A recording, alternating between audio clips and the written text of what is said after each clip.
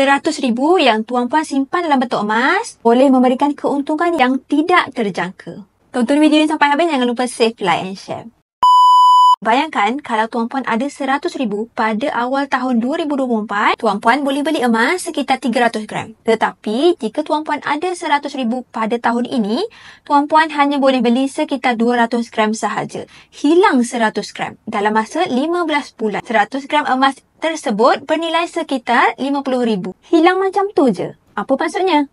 Jika tuan-puan simpan 100,000 pada tahun lepas, tuan-puan dah untung sekitar 50,000. Tapi dengan emas, keuntungan ini takkan bocor. Tak sama dengan wang tunai. Keuntungan yang tuan-puan perolehi tidak hilang begitu je. Simpan emas membuatkan penyimpan emas kaya secara senyap-senyap. Walaupun pada awalnya mahal, tetapi dalam masa setahun dua, tuan-puan akan nampak perubahan ataupun keuntungan yang sangat besar. Walau bagaimanapun tuan-puan, jika kita ada bajet besar, kita boleh simpan dengan kadar yang besar.